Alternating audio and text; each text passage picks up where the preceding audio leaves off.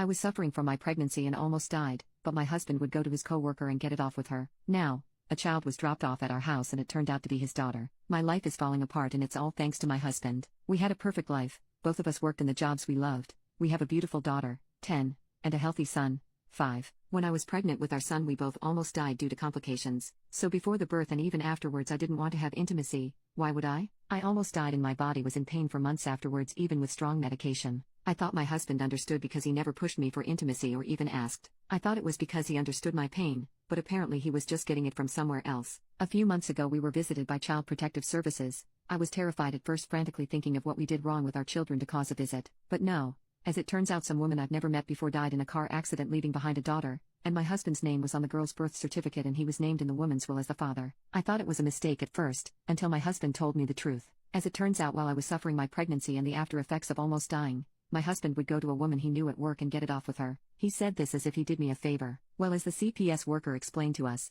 my husband is her closest living relative that can care for her. The woman's family apparently wanted nothing to do with the poor little girl. When she asked us if we wanted to take her, and I said yes. Yes, I know this might be the true cause of all my issues, but my husband pawned that poor girl off to live with her single mother for 5 years. He doesn't get to pawn her away when she needs help. She's his responsibility, and now it's ours. I told him I'll help take care of the necessary visits for wellness checks and help with whatever CPS wants us to do. All he had to do was explain everything to our children. The fact I'm saying this tells you what he did. Yes, nothing. We had to clean out a room and buy new furniture and even looked for some toys. Our children go to a private school, so I picked up some more work hours in order to be able to afford her tuition. I was the one who had to tell our extended families the big change because he didn't want to do so. I did almost all the heavy lifting. So color me shocked when his daughter finally joins our family 2 weeks ago and the first words out of our children's mouths was, "Who's that?" Yes, I was the one who had to tell our children's school, extended families, family doctors, and my workplace about my husband's affair and subsequent addition to our family. But he couldn't tell our children, being he was too ashamed to face them. So guess who was the one who had to explain that they have a sister now as I'm trying to settle the poor girl into her new home and room? And shocker,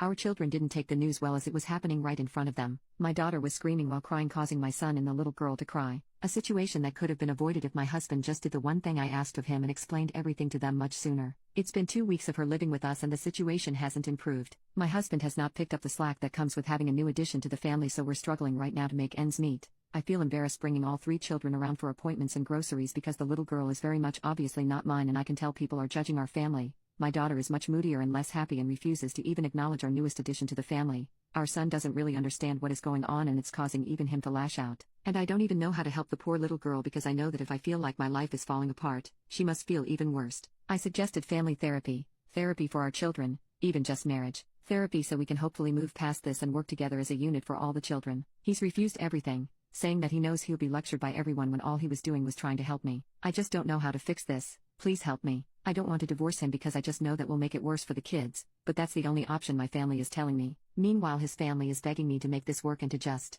look past it. Update.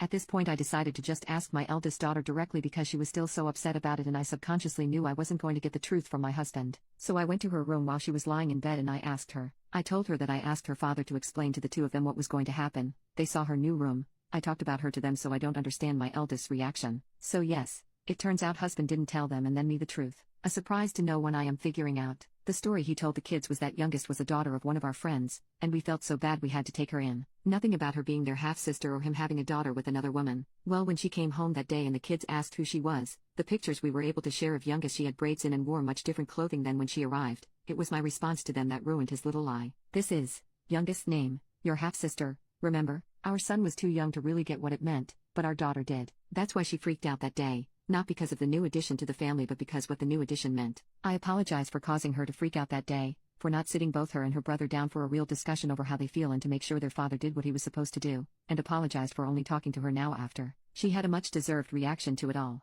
My daughter accepted the apology, and I asked her if that was why she was distant from the youngest. She told me that's part of it, and because word got out at her school about what the newest addition to our family going to the school meant, so now she's getting teased and picked on for having a father who cheated. It broke my heart realizing just how badly I messed up. By continuing to beg the spineless man they called a father to help them and then allowing myself to get shut down, I was essentially allowing all the kids' needs to be ignored. I told my daughter I'll sign her and her brother and sister up for therapy. Of course the pathetic man tried to plead with me not to when I mentioned signing the kids up, but I told him to give it up already. All 3 children's lives have changed, and it will help them adjust with a professional to speak to. He's been grumbling and whining about it, but I don't care anymore, and this might cause many to be upset with me. but I'm in the process with my husband to have him transfer custody of the youngest to me. I've grown to care for her, and as some comments in my last post have pointed out, once I do divorce him and leave with our kids, I don't doubt he'll treat her awfully or neglect her. He's been right on board, and it took some convincing, but his parents finally agreed to be witnesses. I got all the paperwork set up and scheduled an appointment with an attorney to help with anything else. Once that happens, I'll try to get everything I need in order to have a smoother divorce and then subsequent move to be closer to my family.